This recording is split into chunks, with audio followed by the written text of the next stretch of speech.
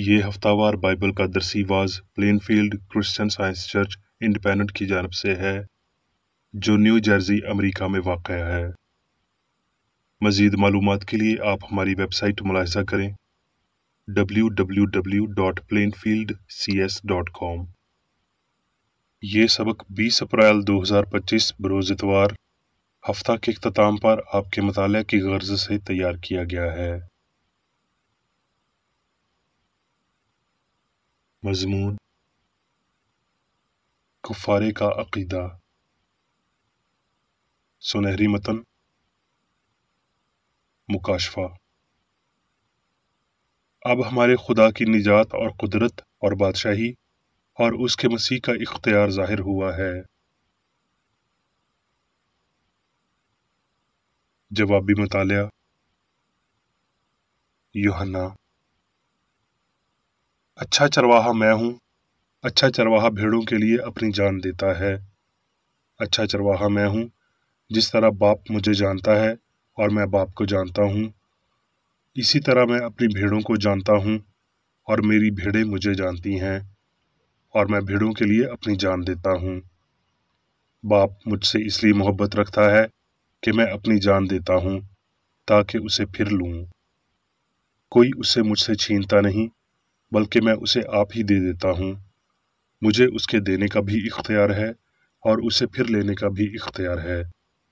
یہ حکم میرے باپ سے مجھے ملا۔ میری بھیڑیں میری آواز سنتی ہیں اور میں انہیں جانتا ہوں اور وہ میرے پیچھے پیچھے چلتی ہیں، اور میں انہیں ہمیشہ کی زندگی بخشتا ہوں اور وہ ابد تک کبھی ہلاک نہ ہوں گی اور کوئی انہیں میرے ہاتھ سے چھین نہ لے گا۔ میرا باپ جس نے مجھے وہ دی ہیں سب سے بڑا ہے اور کوئی انہیں باپ کے ہاتھ سے چھین نہیں سکتا۔ میں اور باپ ایک ہیں۔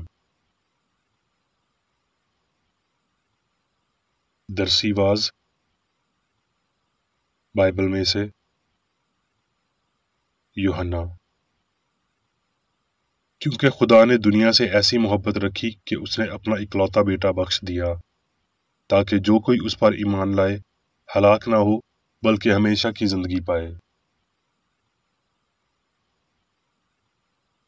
متی۔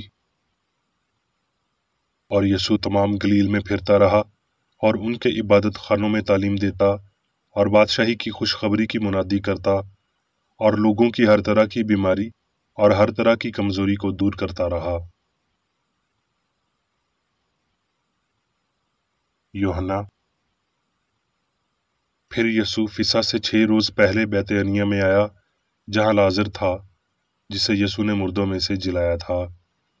پس یہودیوں میں سے عوام یہ معلوم کر کے کہ وہ وہاں ہے نہ صرف یسوع کے سبب سے آئے بلکہ اس لیے بھی کہ لازر کو دیکھیں جسے اس نے مردوں میں سے جلایا تھا۔ لیکن سردار کاہنوں نے مشورہ کیا کہ لازر کو بھی مار ڈالیں کیونکہ اس کے باعث بہت سے یہودی چلے گئے اور یسوع پر ایمان لائے۔ پس ان لوگوں نے یہ گواہی دی جو اس وقت اس کے ساتھ تھے جب اس نے لازر کو قبر سے باہر بلایا اور مردوں میں سے جلایا تھا۔ پس فریسیوں نے آپس میں کہا، سوچو تو تم سے کچھ نہیں بن پڑتا۔ یسوع نے جواب میں ان سے کہا، وہ وقت آ گیا کہ ابن آدم جلال پائے۔ اب میری جان گھبراتی ہے، پس میں کیا کہوں؟ اے باپ مجھے اس گھڑی سے بچا، لیکن میں اسی سبب سے تو اس گھڑی کو پہنچا ہوں۔ اے باپ اپنے نام کو جلال دے۔ پس آسمان سے آواز آئی کہ میں نے اس کو جلال دیا ہے اور پھر بھی دوں گا۔ جو لوگ کھڑے سن رہے تھے انہوں نے کہا بادل گرجا، اوروں نے کہا کہ فرشتہ اس سے ہم کلام ہوا۔ یسوع نے جواب میں کہا کہ آواز میرے لیے نہیں بلکہ تمہارے لیے آئی ہے۔ اب دنیا کی عدالت کی جاتی ہے، اب دنیا کا سردار نکال دیا جائے گا، اور میں اگر زمین سے اونچے پر چڑھایا جاؤں گا تو سب کو اپنے پاس کھینچوں گا۔ اس نے اس بات سے اشارہ کیا کہ میں کس موت مرنے کو ہوں۔ لوگوں نے اس کو جواب دیا کہ ہم نے شریعت کی یہ بات سنی ہے کہ مسیح ابد تک رہے گا، پھر تو کیوں کر کہتا ہے کہ ابن آدم کا اونچے پر چڑھایا جانا ضرور ہے؟ ابن آدم کون ہے؟ پس یسوع نے ان سے کہا کہ اور تھوڑی دیر تک نور تمہارے درمیان ہے، जब तक नूर तुम्हारे साथ है चले चलो, ताकि नूर के फर्जंद बनो। और अगरचे उसने उनके सामने इतने मौजज़े दिखाए तो भी वो उस पर ईमान न लाए। तो भी सरदारों में से बथेरे उस पर ईमान लाए, मगर फरीसियों के सबब से इकरार न करते थे, ता ऐसा न हो कि इबादत खाना से खारिज किए जाएं, क्योंकि वो खुदा से इज्जत हासिल करने की निस्बत इंसान से इज्जत हासिल करना ज्यादा चाहते थे। यसू ने पुकार कर कहा कि जो मुझ पर ईमान लाता है मुझ पर नहीं बल्कि मेरे भेजने वाले पर ईमान लाता है, और मैं जानता हूं कि उसका हुक्म हमेशा की जिंदगी है। बस जो कुछ मैं कहता हूं, जिस तरह बाप ने मुझसे फरमाया है उसी तरह कहता हूं। यूहन्ना। ईद फिसा से पहले जब यीशु ने जान लिया कि मेरा वो वक्त आ पहुंचा कि दुनिया से रुखसत होकर बाप के पास जाऊं, तो अपने उन लोगों से जो उस दुनिया में थे जैसी मोहब्बत रखता था, आखिर तक मोहब्बत रखता रहा। यूहन्ना। यीशु ने कहा, मैं तुमसे सच कहता हूं कि जो मुझ पर ईमान रखता है ये काम जो मैं करता हूं वो भी करेगा, बल्कि इनसे भी बड़े काम करेगा, क्योंकि मैं बाप के पास जाता हूं। और जो कुछ तुम मेरे नाम से चाहोगे मैं वही करूंगा, ताकि बाप बेटे में जलाल पाए। अगर मेरे नाम से मुझसे कुछ चाहोगे तो मैं वही करूंगा। अगर तुम मुझसे मोहब्बत रखते हो तो मेरे हुक्मों पर अमल करोगे। मैं तुम्हें इत्मीनान दिए जाता हूँ, अपना इत्मीनान तुम्हें देता हूँ। जिस तरह दुनिया देती है मैं तुम्हें उस तरह नहीं देता। तुम्हारा दिल ना घबराए और ना डरे। अगर तुम मुझसे मोहब्बत रखते तो इस बात से कि मैं बाप के पास जाता हूँ खुश होते, क्योंकि बाप मुझसे बड़ा है। और अब मैंने तुमसे इसके होने से पहले कह दिया है, ताकि जब हो जाए तो यकीन करो। लेकिन ये इसलिए होता है कि दुनिया जाने कि मैं बाप से मोहब्बत रखता हूँ, और जिस तरह बाप ने मुझे हुक्म दिया मैं वैसा ही करता हूँ। उठो, यहाँ से चलें। मत्ती। जब सुबह हुई तो सब सरदार काहिनों और कौम के बुजुर्गों ने यसू के खिलाफ मशवरा किया कि उसे मार डाले, और उस जगह जो गुलगता यानी खोपड़ी की जगह कहलाती है पहुंचकर उन्होंने उसे मसलूब किया। और वहां बहुत सी औरतें जो गलील से यसू की खिदमत करती उसके पीछे पीछे आई थीं, दूर से देख रही थीं। उनमें मरियम मगदलीनी थी। मरकस। हफ्ता के पहले रोज जब वो जी उठा तो पहले मगदलीनी को, जिसमें से उसने 7 बदरूहें निकाली थीं, दिखाई दिया। उसने जाकर उसके साथियों को जो मातम करते और रोते थे खबर दी, और उन्होंने ये सुनकर कि वो जीता है और उसने उसे देखा है यकीन न किया। फिर वो उन 11 को भी जब खाना खाने बैठे थे दिखाई दिया, और उसने उनकी बेतकादी और सख्त दिली पर उनको मलामत की, क्योंकि जिन्होंने उसके जी उठने के बाद उसे देखा था उन्होंने उनका यकीन न किया था। और उसने उनसे कहा कि तुम तमाम दुनिया में जाकर सारी खल्क के सामने इंजील की मुनादी करो, और ईमान लाने वालों के दरमियान ये मौजज़े होंगे, वो मेरे नाम से बदरूहों को निकालेंगे, सांपों को उठा लेंगे, और अगर कोई हलाक करने वाली चीज़ पिएंगे तो उन्हें कुछ ज़रर न पहुंचेगा। वो बीमारों पर हाथ रखेंगे तो वो अच्छे हो जाएंगे। गर्ज खुदावंद यसू उनसे कलाम करने के बाद आसमान पर उठाया गया और खुदा की दाहिनी तरफ बैठ गया। फिर उन्होंने निकलकर हर जगह मुनादी की, और खुदावंद उनके साथ काम करता रहा और कलाम को उन मौजज़ों के वसीला से जो साथ साथ होते थे साबित करता रहा। आमीन। मत्ती। मुबारक हैं वो जो पाक दिल हैं, क्योंकि वो खुदा को देखेंगे। अब मैं मेरी बेकर एडी की तहरीर करदा क्रिश्चियन साइंस की दरसी किताब साइंस और सेहत आयात की कुंजी के साथ में से ली गई तहरीरें पढ़ूंगा। साइंस और सेहत। मसीह خدا کا الہی اظہار جو مجسم غلطی کو نیست کرنے کے لیے بدن کی صورت میں آتا ہے۔ کفارہ خدا کے ساتھ انسانی اتحاد کی مثال ہے، جس کے تحت انسان الہی سچائی، زندگی اور محبت کی عکاسی کرتا ہے۔ یسوع ناصری نے انسان کی باپ کے ساتھ یگانگت کو بیان کیا، اور اس کے لیے ہمارے اوپر اس کی لامتناہی عقیدت کا قرض ہے۔ یسوع نے مسیح کی شفا کی روحانی بنیاد پر اپنا چرچ قائم کیا اور اپنے مشن کو برقرار رکھا۔ اس نے اپنے پیروکاروں کو سکھایا کہ اس کا مذہب الہی اصول تھا، جو خطا کو خارج کرتا اور بیمار اور گناہگار دونوں کو شفا دیتا تھا۔ اس نے خدا سے جدا کسی دانش، عمل اور نہ ہی زندگی کا دعویٰ کیا۔ باوجود اس ایذا کے جو اسی کے باعث اس پر آئی، اس نے الہی قوت کو انسان کو بدنی اور روحانی دونوں لحاظ سے نجات دینے کے لیے استعمال کیا۔ سوال آج کی طرح تب بھی تھا کہ یسوع نے بیمار کو کیسے شفا دی۔ اس سوال پر اس کے جواب کو دنیا نے رد کر دیا۔ فریسی الہی رضا کو جاننے اور اس کی تعلیم دینے کا دعویٰ کرتے تھے، مگر وہ صرف یسوع کے مقصد کی کامیابی میں رکاوٹ ڈالتے تھے، حتیٰ کہ اس کے بہت سے طالب علم بھی اس کی راہ میں کھڑے ہو گئے۔ اگر استاد نے ایک طالب علم کو لے کر اسے خدا سے متعلق پوشیدہ حقائق کی تعلیم نہ دی ہوتی تو وہ ہرگز مصلوب نہ ہوتا۔ کہ خدا کا غضب اس کے پیارے بیٹے پر نکلے، ایسا نظریہ انسان کا بنایا ہوا ہے۔ ایک انسانی عقیدے پر ایمان کے وسیلہ حق کو تلاش کرنا لامحدود کو سمجھنا نہیں ہے۔ ہمیں محدود، قابل تبدیل اور فانی کے وسیلہ ناقابل تبدیل اور لافانی کی تلاش نہیں کرنی چاہیے، اور یوں اظہار کی بجائے ایمان پر انحصار کرنا چاہیے، کیونکہ یہ سائنس کے علم کے لیے مہلک ہے۔